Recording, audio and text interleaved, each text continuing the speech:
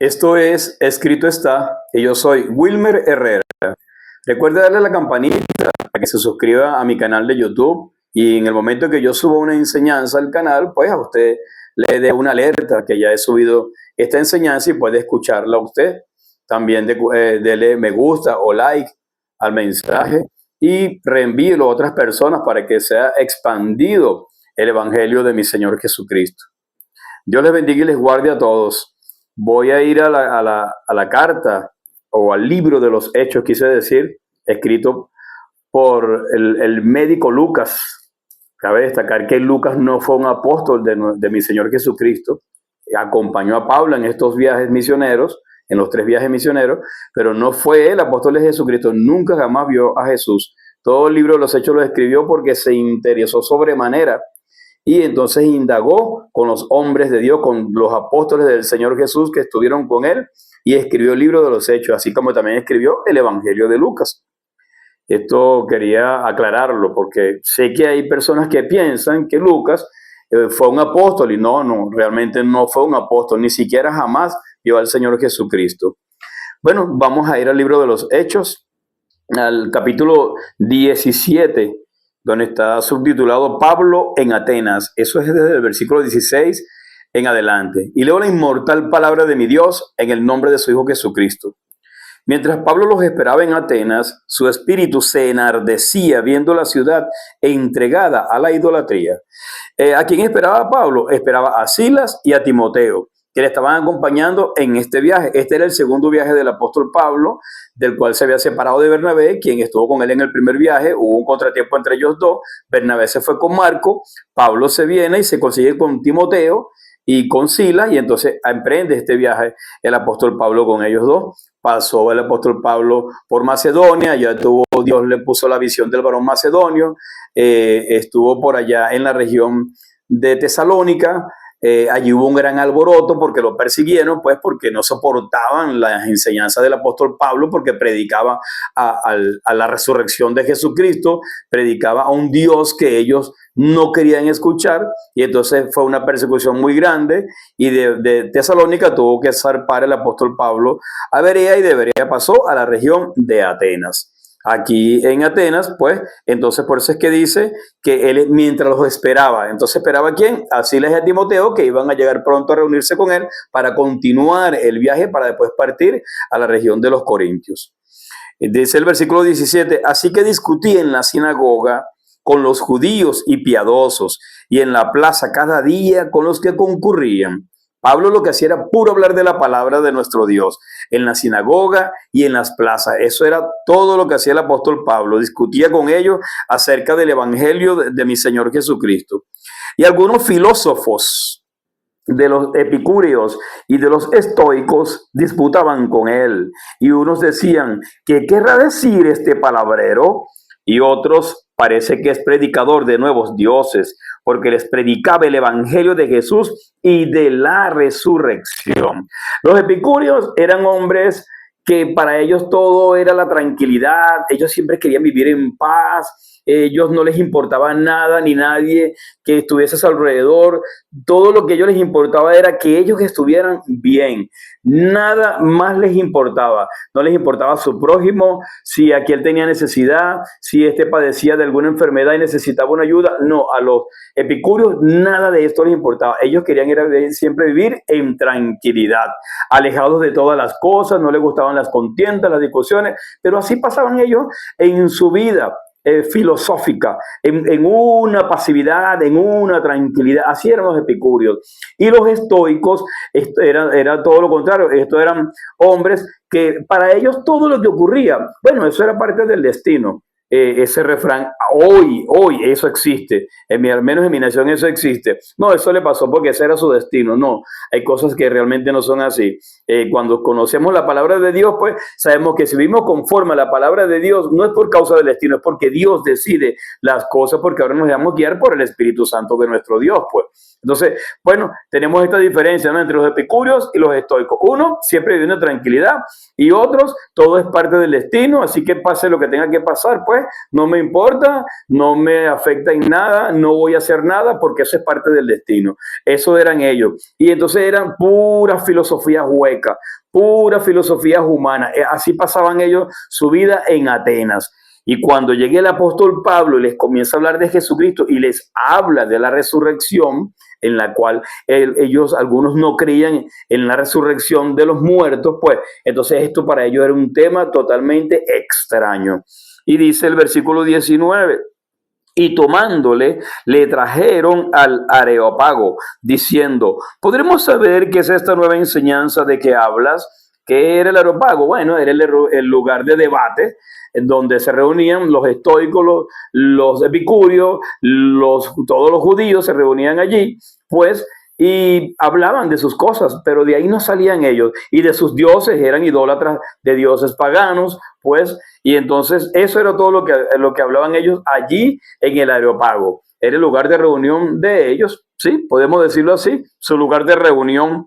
Dice el versículo 20, pues traes a nuestros oídos cosas extrañas. Queremos pues saber qué quiere decir esto. Sin embargo, observen este detalle en este versículo, ¿no? Pues traes a nuestros oídos cosas extrañas. ¿Qué quiere decir estas cosas? Qué bueno, porque a pesar de cómo eran ellos de indolentes, pues ellos se interesaron al menos en oír lo que Pablo estaba hablando. Dice el versículo 21, porque todo, fíjense que lo dice entre paréntesis, en la escritura lo dice, ¿no? Para Dios aclararnos, nos dice, porque todos los atenienses y los extranjeros residentes allí, en ninguna otra cosa se interesaban, sino en decir o en oír algo nuevo. Cualquier cosa que fuera nueva, bueno, dínosla, pero listo, hasta ahí llegaban ellos, pues no le daban importancia a las cosas, así pasaban ellos sus vidas.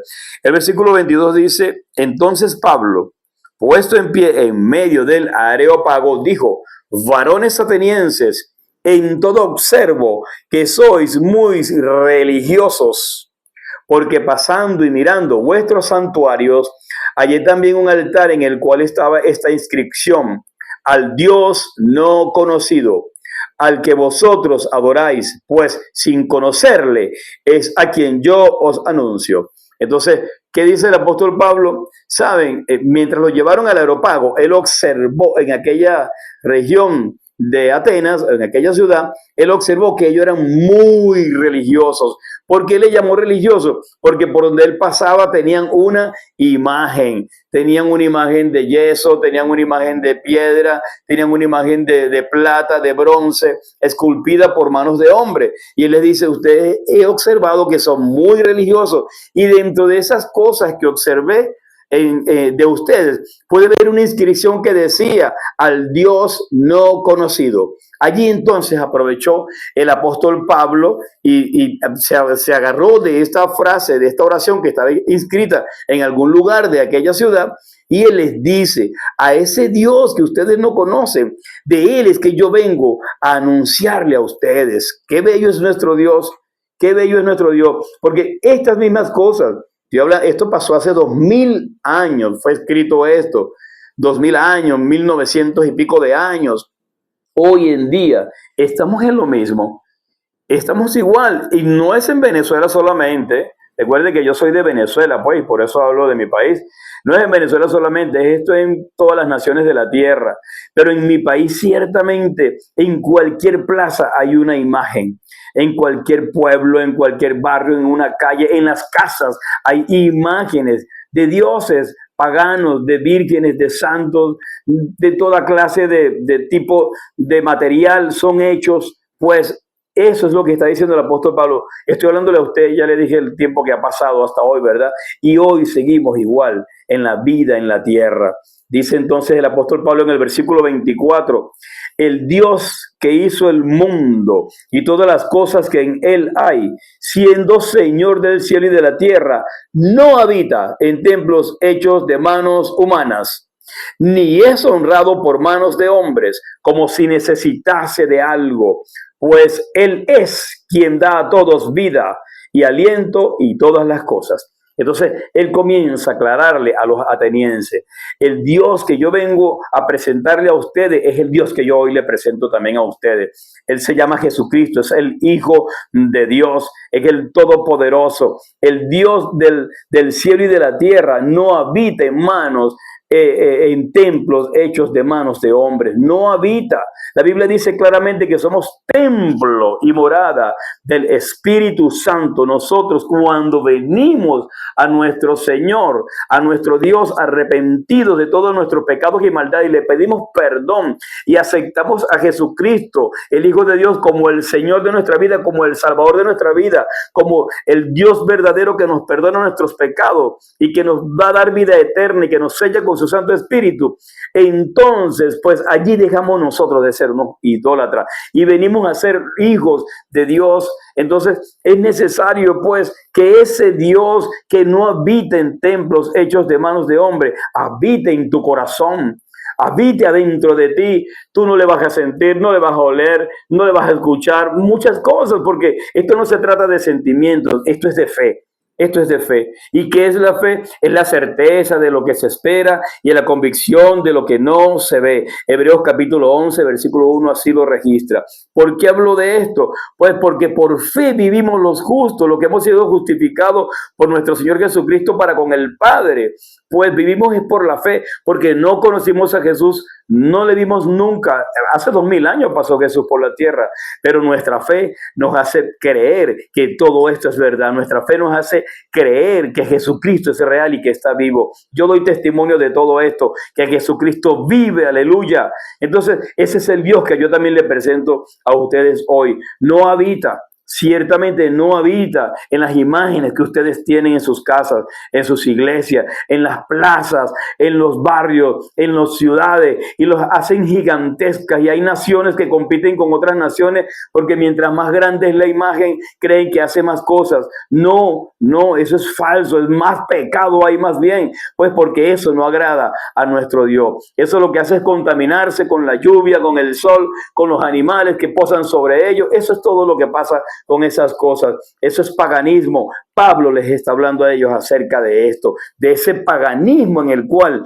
vivían ellos, y por eso sus vidas eran así de vacías, huecas, sin sentido, que no les importaba nada ni nadie, no les importaba si el prójimo padecía. ¿Por qué? Porque no conocían a Dios. Si te está pasando igual, seguro que sí, porque no conoces a Dios. Yo te lo presento hoy. Se llama Jesucristo, es el Hijo de Dios, es el único Dios verdadero, que no habita en templos hechos de manos de hombre, pero es el mismo Dios que hizo los cielos y la tierra. Aleluya. Y es el versículo, lo leí, dice, Él no es honrado por manos de hombre. O sea, por más que usted quiera hacer algo, que usted crea que está honrando a Dios, no está honrándole, está deshonrando a Dios, está deshonrando usted su vida delante de Dios. ¿Por qué? Porque a Dios no le honra ninguna imagen. Pablo les estaba diciendo esto a los atenienses. Yo se lo digo hoy a ustedes en toda esta tierra donde llegue este mensaje. Dios no es honrado por manos de hombres, como si necesita hacer algo de nosotros. Dios no necesita nada de nosotros. Nosotros necesitamos a nuestro Dios porque nosotros somos pecadores y necesitamos ser lavados de nuestras maldades y nuestros pecados por la sangre de mi Señor Jesucristo. Entonces, ven a Jesús, que tú le necesitas para que seas limpio de todas tus maldades. Aleluya. Dice el versículo entonces de 25 cuando lo leí, y dice, Él es como si necesitase de algo, pues Él es quien da a todos vida y aliento y todas las cosas. Para aclararnos, pues Dios no necesita de nada hecho de manos nuestras. Más bien Él es el Dios que hace todas las cosas. El Dios que hizo todo lo que se ve de lo que no se veía. Por su palabra, por su poder, fueron hechas todas las cosas. En el libro de Génesis está claramente registrado. Él es el Dios creador, el Dios que puede hacer de lo que de la nada Él puede hacer. Ese es mi Dios. El Dios que hace en el vientre de la madre. Ese es mi Dios. Ese es mi Dios al cual yo te predico. Ven a Él, acércate a Él por medio de su Hijo Jesucristo. Aleluya. Dice el versículo 26. Y de una sangre, ese Dios que no habita en manos hechas que no habita en templos hechos de manos de hombres pecadores, que no habita en imágenes. El Dios desconocido, hoy te lo presento, se llama Jesucristo. Es el Hijo de Dios, el Hijo de Yahvé, el Hijo de Jehová, el Hijo del gran yo soy, el Hijo del Dios Todopoderoso. Es Él. A ese Jesús que no habita allí, pero que quiere habitar en tu corazón. Escuche bien lo que dice la Escritura en el versículo 26. Y de una sangre ha hecho todo el linaje de los hombres para que habiten sobre toda la faz de la tierra, y les ha prefijado el orden de los tiempos y los límites de su habitación. De una sangre hizo todo el linaje de los hombres. ¿Y cuál es esa sangre? Esa es la sangre de Adán. Esa es la sangre de Eva, de una sola sangre. De allí venimos toda la especie humana, toda la descendencia de Dios, del ser humano, viene de Adán y de Eva. Y todos hemos sido formados en el vientre de nuestras madres por el poder del único Dios verdadero, el cual es invisible para muchos. Yo no lo veo, pero para mí no es invisible. ¿A qué me estoy refiriendo? No le veo, le repito, pero yo sé que Él es real, yo sé que es verdadero, yo sí sé que está vivo, yo sé que tiene ojos, que tiene pies, que tiene manos, que tiene sentido, yo sé que soy hecho a su imagen y semejanza, así lo dice la Escritura. Tú también eres hecho y hecha a su imagen y a su semejanza, aleluya. Ese Dios entonces, ¿qué hizo? Él hizo la tierra y prefijó los límites de la habitación en esta tierra y formó Dios estas naciones que hoy vemos, que hoy conocemos. Formó Dios todas estas naciones, nos dio las lenguas que hoy tenemos en cada nación. Ciertamente ese es el único Dios que puede hacer de la nada, el que hizo los cielos y la tierra, el que colmó estos lugares con su plenitud, hizo las montañas, hizo los mares, los lagos, la luna, el sol, las estrellas, nos hizo en el vientre. Ese es el único Dios verdadero y el único lugar que fijó Dios para que habitásemos es en esta tierra. Yo les voy a decir algo y se pueden enojar muchos, pero nunca jamás podrán ustedes salir de este planeta a ir a parar en otro planeta. Jamás lo van a poder lograr.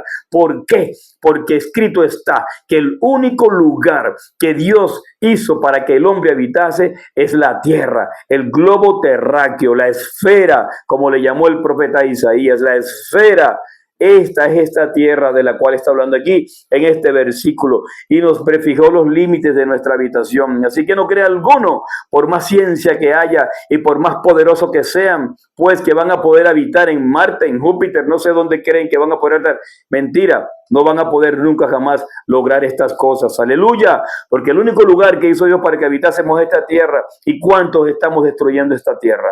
¿Cuántos destruimos esta tierra? Con cualquier cosa que hacemos, estamos desmejorando la tierra que Dios nos dio para que viviéramos. Aleluya. ¿Cuántas guerras sobre la faz de la tierra? ¿Cuántas bombas atómicas en esta vida, en las naciones de la tierra? Lo que hacen es destruir, y Dios nos hizo la tierra para que viviésemos en ella. Por eso la dotó de todo lo necesario. Una atmósfera, un oxígeno, plantas, agua dulce, agua salada, todo lo dotó del Señor nuestro Dios, pero el hombre lo que hace es destruir la tierra que Dios le prefijó en los límites para que en ella habitásemos. Bendito sea el nombre de mi Dios. Tenga misericordia Dios de nosotros los seres humanos, porque lo que hacemos es destruir la hermosa creación de mi Dios. Dice el versículo 27, para que busquen a Dios. Fíjese que dice, ¿no? Que nos ha prefijado el orden de los tiempos y los límites de su habitación en esta tierra. Pues en cada tiempo nacen generaciones, se mueren generaciones, vuelven a ser otra generación, se muere otra, y así va la especie humana. Ya vamos por el año 2000 después de Cristo. Pero antes de esto, pues la tierra ciertamente tiene unos 6.800 y pico de años desde Adán hasta hoy. Pues entonces dice el versículo 27, para que busquen a Dios. Para eso Dios nos hizo esta tierra, para que busquemos a nuestro Dios. Y si en alguna manera, palpando, pueden hallarle, aunque ciertamente no está lejos de cada uno de nosotros. No está lejos. Dios no está lejos de ti. Ciertamente, fíjese que dice ciertamente, fíjese que dice para que de alguna manera palpando, pero ¿qué tanto vas a palpar? Si cuando abres tus ojos ves la maravilla del cielo hermoso que hizo mi Dios, ves las estrellas en la noche, ves ese sol radiante de día, esa luna hermosa de noche. ¿Qué más va? ¿Qué más crees tú? ¿Quién crees tú que pudo haber hecho tantas maravillas? ¿Quién crees tú que hizo esas montañas espectaculares, esos árboles que dan frutos exquisitos, ese mar en el cual nos vamos a bañar, ese río tan rico del cual tomamos, beben los animales, nos bañamos, tomamos agua de él? ¿Quién crees tú que manda la lluvia? Ese es el único Dios verdadero. Para eso nos prefirió los límites de la meditación en esta tierra, aleluya. Para que lo busquemos a Él, para que adoremos su nombre, bendigamos su nombre, para que proclamemos sus virtudes, aleluya. Eso es lo único que quiere Dios de nosotros, los seres humanos. No que nos andemos matando los unos a los otros, destruyéndonos los unos a los otros. No, para eso no nos hizo nuestro Dios, aleluya. Dice, aunque no está lejos. ¿Sabe por qué no está lejos? Porque la Biblia dice que en tu corazón está la palabra de Dios, en tu boca está la palabra de Dios. Tú solo debes abrir tu corazón al único Dios verdadero. Abre tu pensamiento, abre tu entendimiento, humíllate delante de Él y dile que le busques, le necesitas, que quieres vivir conforme a su voluntad. Aleluya. Dice, porque en Él vivimos y nos movemos y somos, como algunos de vuestros propios poetas también han dicho, porque linaje suyo somos. En aquel tiempo, en Atenas, dijo el apóstol Pablo que algún poeta de Atenas dijo, somos linaje de Dios. Entonces Pablo les está diciendo, si somos linaje de Dios, entonces en Él vivimos, nos movemos y somos, o sea, existimos porque Dios es Dios. Eso es todo lo que está diciendo este versículo. Realmente nos movemos, existimos, todo lo que podemos hacer es porque Dios nos ama y nos dio espíritu de vida. Es por eso, Él nos dio el ser. Eso es lo que Pablo les está diciendo. Y yo también lo digo en este día. ¿Cuántos cristianos en la tierra les decimos, Cristo vive, Cristo te ama, Cristo murió por ti, Cristo quiere perdonar tus pecados, Cristo viene pronto a levantar su iglesia, Cristo quiere llevarte contigo a la presencia del Dios eterno y reconciliarte con Él en tu vida pagana, quiere ser tú un hombre nuevo, una mujer nueva? ¿Cuántas veces Pablo les estaba diciendo esto también a ellos? Un profeta de ustedes lo dice, somos linaje de Dios. Entonces, si somos linaje de Dios, ¿cómo podemos hacernos imágenes hechas de manos de hombre de nuestro Dios si somos linaje de Él? Si somos de la simiente de nuestro Dios, si somos hechos a su semejanza, ¿cómo podemos hacernos estas cosas? Por favor, tenga temor de Dios, aleluya. Dice el versículo 29, siendo pues linaje de Dios, no debemos pensar que la divinidad sea semejante a oro. Aquí está diciendo el apóstol Pablo lo que acabo yo de explicar, que la divinidad sea semejante a oro o plata o piedra, escultura de arte y de imaginación de hombres. Importantísimo esto. Si tú eres linaje de Dios, porque ciertamente los hombres dicen en la tierra, yo soy hijo de Dios, yo soy hija de Dios, y eso no es verdad. No todo ser humano es hijo de Dios. Eso yo sé que suena fuerte, pero lo dice la Escritura en el Evangelio de Juan claramente, en el capítulo 1, lo dice la Escritura, que a todos los que le recibieron, a los que creen en su nombre, les dio la potestad de ser hechos hijos de Dios. Está hablando del Señor Jesucristo. Es a los que recibieron a Jesucristo, a los que lo aceptan como el Señor de su vida, como su Salvador, como el que le perdona sus pecados, como el que le puede dar vida eterna. A los que le recibieron, a los que creen en el sacrificio de Jesucristo, les dio el poder, la potestad de ser hechos hijos de Dios. ¿Ve que no es así? Y los hijos de Dios son los que se dejan guiar por el Espíritu Santo. Entonces, hay en la tierra un poco de gente que no se deja guiar por el Espíritu Santo. Millones de millones de millones que no se dejan guiar por el Espíritu Santo. De hecho, muchos le llaman que es una fuerza. ¿Qué cosa es esa? ¿Cómo ofendes al único Dios verdadero de esta manera? ¿Cómo dices que eso es una fuerza? Ese es el Espíritu de Dios.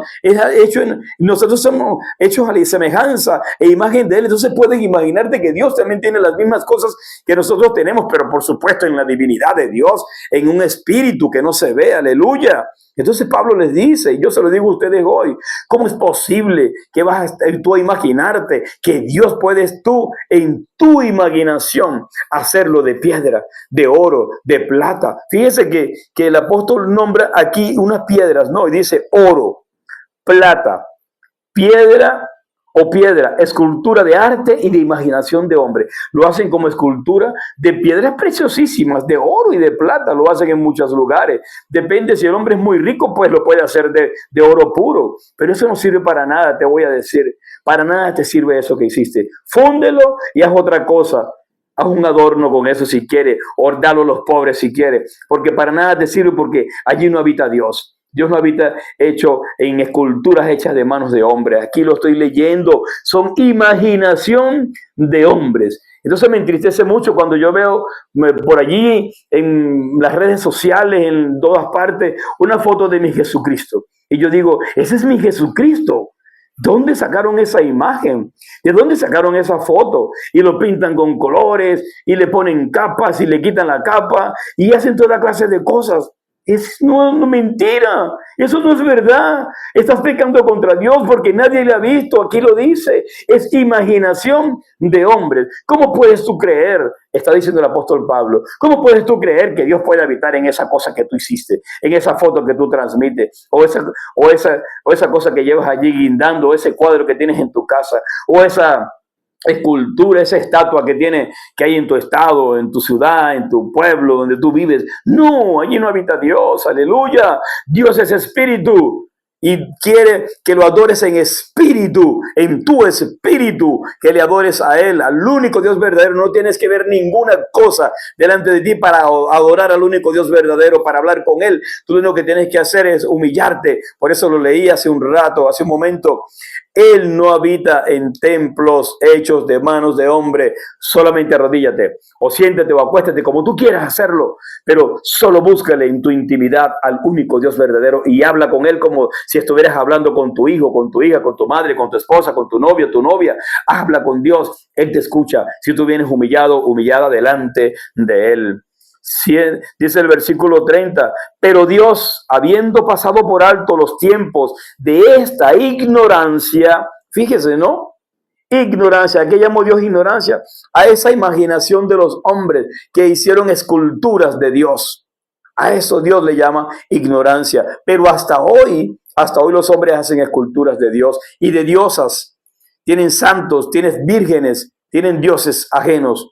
Eso no es verdad, eso es una mentira del diablo. Esas son religiones perversas que han enseñado a los hombres a desviarse del único Dios verdadero. Apártese de esas religiones perversas y busque al único Dios verdadero. En Jesucristo está la esencia del único Dios verdadero. Él lo hizo visible hace 2000 años, aleluya. Y ahora por su espíritu quiere venir a vivir adentro de ti, aleluya. Entonces dice el versículo 30, pero Dios, habiendo pasado por alto los tiempos de esta ignorancia, ahora manda a todos los hombres en todo lugar que se arrepientan. ¡Oh, aleluya! Fíjese Dios viendo toda esa clase de perversidad y paganismo que hacen los hombres. Pues Dios viendo estas cosas. Y entonces, ¿qué dice Dios? Pues yo lo voy a tomar como ignorantes. Yo voy a tomar como ignorante hasta este momento que ustedes han hecho esas cosas por ignorancia. Se han hecho imágenes mías por ignorancia. Y me han cambiado por dioses y diosas por ignorancia. Me han cambiado por vírgenes por ignorancia. Me han cambiado por animales incluso por ignorancia. ¿Y qué dice Dios? Pero hoy dice Dios, hoy te dice Dios, arrepiéntete. Dios te manda que te arrepientas y dice en todo lugar. Así que aquí no vale que yo soy árabe o que yo soy europeo, que yo soy americano, que yo soy hindú, que yo creo en Buda, que yo creo en Mahoma, que yo creo en Edmund McPherson, que yo creo en el Mahatma Gandhi. No sé, aquí no vale estas cosas. Dios está diciendo en todo lugar de esta tierra manda a todos los hombres a que se arrepientan. ¿Por qué lo digo así? Porque Dios fue quien prefijó los lugares de habitación para el hombre en esta tierra. Entonces manda que los hombres se arrepientan y dando por ignorante todas las cosas que ya pasaron. Por cuanto ha establecido, escuche bien porque Dios quiere que te arrepientas de tus maldades y pecados. Por cuanto ha establecido un día en el cual juzgará al mundo con justicia por aquel varón a quien designó, dando fe a todos con haberle levantado de los muertos, que acabo de leer. Yo acabo de leer que Dios te manda que te arrepientas de tus pecados y maldades, de tu forma de vida, que dejes ya de adorar dioses paganos, que dejes ya la brujería, la hechicería, el espiritismo, la santería, la palería, la adivinación, el ocultismo, que dejes ya la fornicación, el adulterio, la mentira, la orgía, la borrachera, el homosexualismo, la prostitución, la lascivia, la inmundicia, que dejes ya todos los vicios, que dejes ya el odio, el rencor, la sed de venganza, que dejes ya de asesinar, de violentar al ser humano, a tu prójimo, que dejes ya todo eso que dice Dios, y dice: arrepiéntete, porque hay un día en el que vendrá un juicio de Dios. Yo lo acabo de leer en el versículo 31, por cuanto ha establecido un día en el cual juzgará al mundo con justicia por aquel varón a quien designó, dando fe a todos con haberle levantado de los muertos. ¿Qué está diciendo aquí? Bueno, que un día va a haber un juicio. En la tierra va a haber un juicio, un día. Eso está muy cerca de acontecer. Ese día, quien va a hacer el juicio, el juez, es mi Señor Jesucristo. Porque en el libro de Juan, en el Evangelio de Juan, está registrado que Dios le otorgó a su Hijo el poder de todo el juicio. Y por eso es que dice Dios que honren al Hijo como me honran a mí. Y el que no honra al Hijo, no honra al Padre que le envió. Entonces, a Él le dio el Señor el juicio, el Todopoderoso, a su Hijo Jesucristo, para que haga juicio sobre toda la tierra, a todos los hombres de todas las edades, en la religión que sea, incrédulos o no incrédulos, de donde sea. Dios va a hacer un juicio. ¿Y qué dice Dios? Aquí está el amor de Dios. Aquí está el amor de Dios manifestado a tu vida, porque tú estás escuchando este mensaje. Dios te está diciendo hoy en su misericordia, en su compasión, en su piedad, en el amor que tiene Él por la humanidad, diciendo: arrepiéntete, vuélvete de tu mal camino, vuélvete a mi Hijo Jesucristo, porque voy a hacer un juicio sobre la tierra un día. Ese día está cercano, se lo repito. Se lo voy a repetir, ese día está cercano. El día de la venida de Jesús está cercano. Y cuando Jesús venga y quite la iglesia de la tierra, y después venga la gran tribulación, pasarán 1000 años. Eso para Dios es como nada. Por eso digo que está cercano. No por causa del tiempo de los hombres, porque por causa de nuestro tiempo está muy lejano. Pero por causa del tiempo de Dios, en quien no hay tiempo, porque Él es desde la eternidad hasta la eternidad, eso es como nada. Dios te manda que te arrepientas. Para ti eso está muy cercano. ¿Sabes por qué? Porque la vida del hombre es muy corta. Hoy estoy dando este mensaje. Hoy lo estás escuchando. Yo no sé cuándo pueda volver a dar otro mensaje, porque yo no sé si esta misma noche yo dejo de existir. Pues, pero si así me aconteciese, yo voy al reino de los cielos. Y mi deseo de toda mi alma y de todo mi corazón es que tú también vayas al reino de los cielos. Arrepiéntete de tu mal camino. Vuélvete de tu maldad. Vuélvete de tus pecados, apártate de esas religiones paganas que para nada te están conduciendo al reino de los cielos. Cree que Jesucristo no es una religión, por eso es que Pablo lo dijo claramente. Observo que ustedes son muy religiosos, lo dijo en el versículo 22 de ese capítulo 17 de la carta del libro de los Hechos.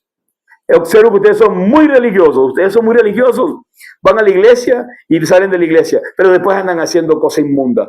Eso no agrada a Dios. Eso es pecado contra Dios. Dios quiere que te arrepientas, que te vuelvas de tu mal camino, porque va a venir el juicio sobre la faz de la tierra. Y dice que lo va a hacer con justicia. Eso es para que entiendas, ¿no? Para que no te dejes engañar por los mentirosos que han salido por el mundo. Falsos maestros, falsos profetas, falsos apóstoles, falsas pastoras, falsos de todo. Religiones falsas que andan mintiendo a los hombres, falsos predicadores que andan diciéndole pues que no hay ningún juicio, no hay ningún infierno, Dios ama a toda la humanidad, Dios es amor y no va a condenar a nadie. Eso es mentira del diablo. Eso es para que tú no temas a Dios y sigas en tus impiedades y en tus inmundicias y en tu pecado. Yo hoy te hablo en el nombre de Jesucristo. Te digo, arrepiéntete, vuélvete de tu mal camino. Cristo quiere perdonarte, Cristo quiere salvar tu alma, Cristo quiere darte una vida en abundancia, Cristo quiere hacerte un hombre y una mujer nueva. Cristo quiere hacerte un joven y una joven nueva. Cristo quiere salvar tu familia, pero tú tienes que arrepentirte de tus pecados y maldades. Ven a Jesucristo, que Él te ama, por ti también murió. Y en el día del juicio, tú irás a la presencia del Dios eterno. Aleluya, porque todos vamos a ir a un juicio delante de nuestro Dios. Aleluya. He llegado al final de esta enseñanza. Recuerde pues darle me gusta, suscríbase a mi canal de YouTube, envíelo a otra persona para que el evangelio corra como río sobre la tierra. Dios les bendiga y les guarde.